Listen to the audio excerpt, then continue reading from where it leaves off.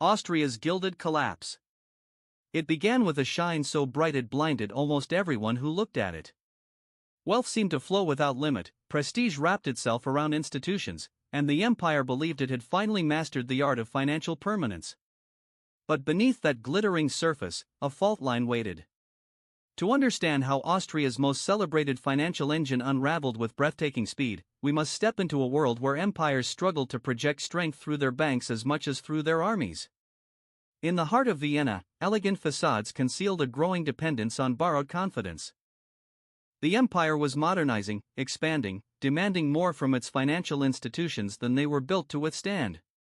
Today we see echoes of this pattern everywhere, in the rise of overextended lenders, in the quiet assumption that growth can outpace risk indefinitely, in the belief that prosperity itself can prevent disaster.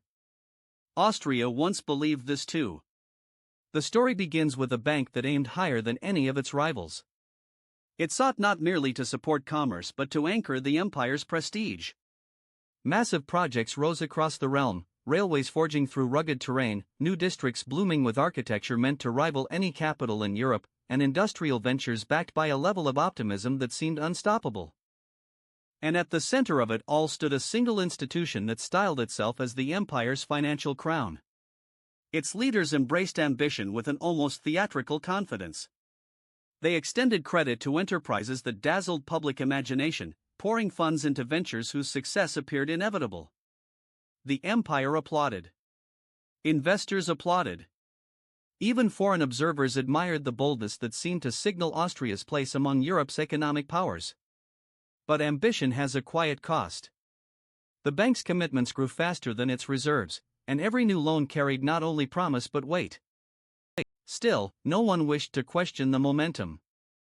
Newspapers praised soaring valuations. Politicians celebrated the bank as evidence of national strength. And in drawing rooms throughout the empire, the wealthy boasted of shares that climbed higher with each passing week. Yet beneath these triumphs, cracks formed, subtle shifts in ledgers, slight delays in repayments, murmurs about overextended clients.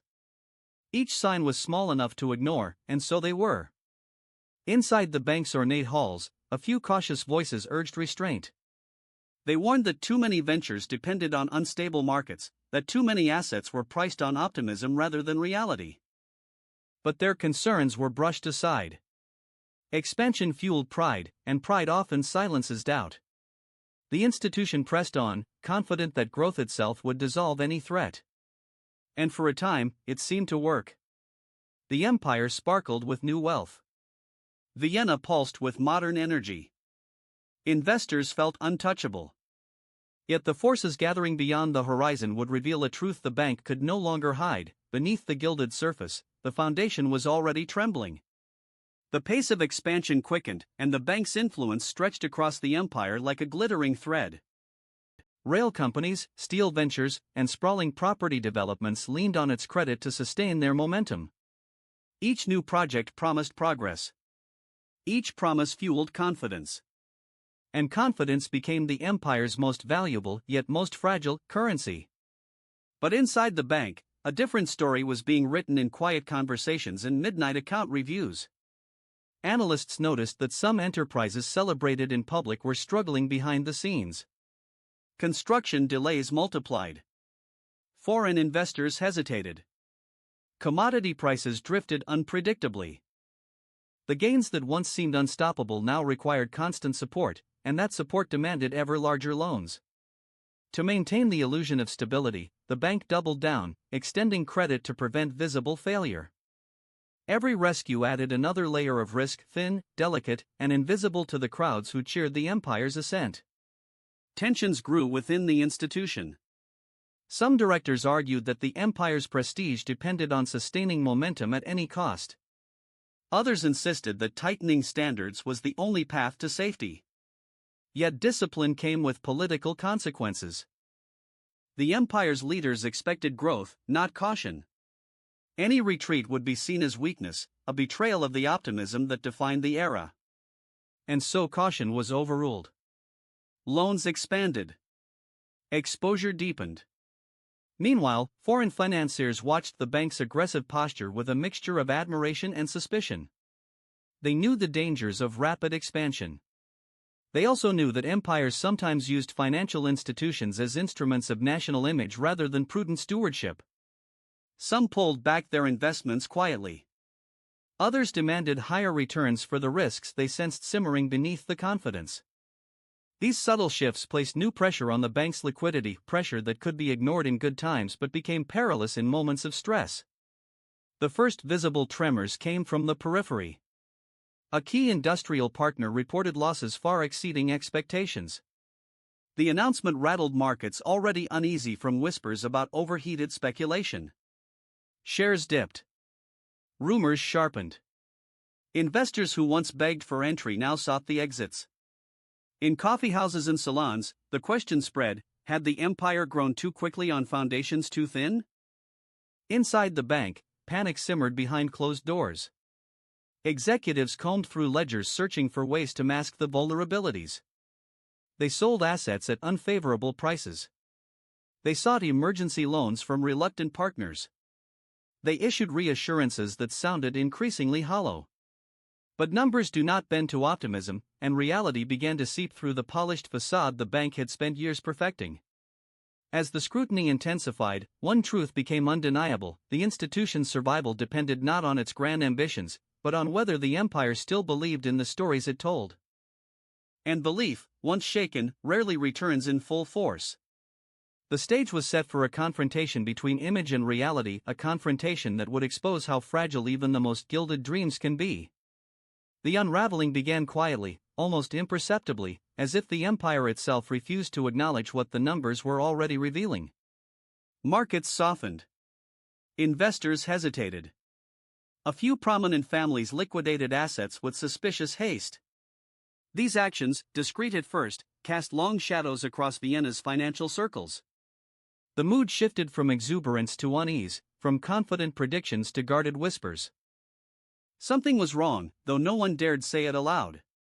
Within the bank's upper chambers, the conflict that had simmered for months finally broke into the open. Directors who once celebrated expansion now demanded explanations. Why were key borrowers missing payments?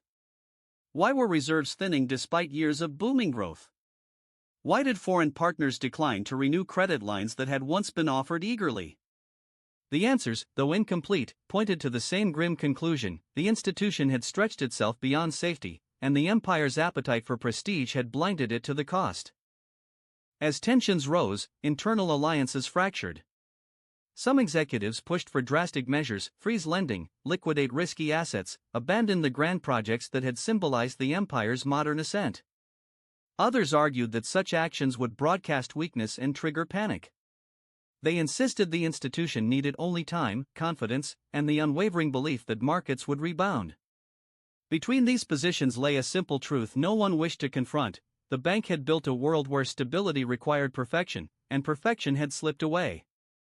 Investors outside the institution sensed the hesitation. Their confidence wavered with each contradictory statement issued by the bank. Speculators began testing its defenses, withdrawing deposits and shorting shares in companies tied to its credit. Newspapers published cautious articles hinting at imbalances and market irregularities, coded language that only deepened suspicion. Vienna, once a city intoxicated with optimism, now braced itself for impact. Then came the blow that shattered the facade. A major industrial conglomerate, one of the bank's crown jewels, announced losses so severe they threatened insolvency. The revelation spread through the empire like a shockwave. Shares plummeted. Credit froze. The projects once hailed as symbols of progress now looked like monuments to overreach. The public, stunned by the sudden reversal, demanded answers. How had an era of endless expansion turned so swiftly into a spiral of doubt? Inside the bank, the crisis hardened into panic. The ledgers that had once reflected soaring ambition now told a story of interlocking vulnerabilities. A default in one sector strained another. Each failing enterprise dragged down its neighbors. Guarantees once considered symbolic now became crushing liabilities. The institution had woven a financial tapestry so tightly interconnected that a single rupture threatened to tear the entire fabric apart. Meetings stretched long into the night, marked by raised voices and exhausted silence. Officials scrambled to calculate how much support would be needed to stabilize the bank, but the figures shifted constantly, each new estimate more dire than the last. Foreign partners refused further exposure. Local lenders braced for contagion. Even the empire's treasury felt the tremors, unsure how to act without risking its own credibility.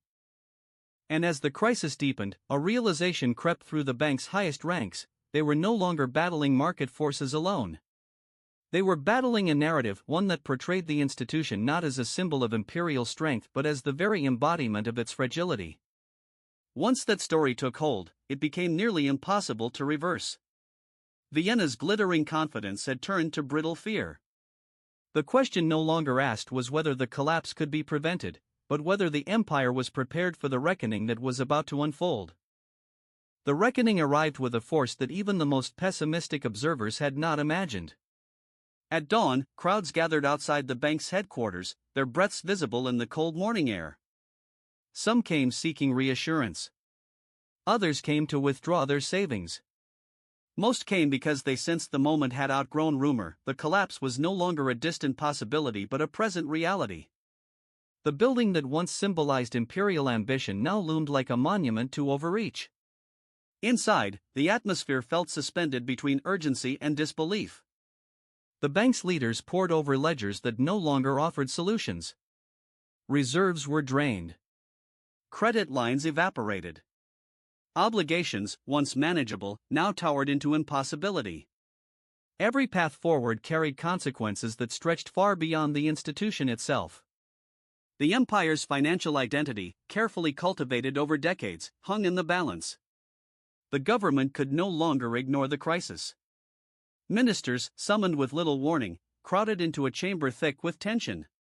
Reports were delivered, each more unsettling than the last. The empire's flagship bank had become insolvent. Its collapse threatened railways, industries, housing developments, and the savings of ordinary citizens. The question shifted from whether to intervene to how much intervention the empire could survive. A proposal emerged: a state takeover, unprecedented in scale. The government would seize control of the institution, assume its most critical obligations, and dismantle the web of unstable credit that had fueled its rise. The decision came with a heavy price. It required massive public funds, deep political resolve, and the acknowledgement that imperial pride had blinded them to the risks laid bare in the bank's gilded ascent. But the alternative, a cascading collapse across the economy, was unthinkable. As the takeover was announced, the crowd outside reacted with a strange mix of relief and sorrow. Relief that the empire had stepped in. Sorrow that such intervention had become necessary. Vienna felt the weight of the moment. People understood that the age of unrestrained optimism had ended. The symbols of progress that once dazzled now appeared as reminders of how easily ambition can outpace prudence. In the weeks that followed, the full extent of the crisis revealed itself. Projects were halted. Speculators were ruined. Families watched their savings shrink. And across the empire, confidence cracked in ways that would take years to repair. The government restructured the bank, imposed new safeguards, and tightened oversight across the entire financial system. But these reforms were not acts of triumph, they were acts of survival. And yet, from the collapse emerged a lesson that still guides financial oversight today. Institutions that tie themselves to national identity must carry the responsibility that comes with such influence. Growth divorced from discipline becomes a trap. Confidence untested by scrutiny becomes a danger. Austria's Gilded Bank had mistaken grandeur for strength, and the empire paid the price for that illusion. The story may belong to another century, but its message feels startlingly current. Modern economies continue to flirt with the same risks, driven by optimism, competition, and the comforting belief that collapse happens only in history books. But history insists otherwise. So what do you think? Are we repeating the same mistake again?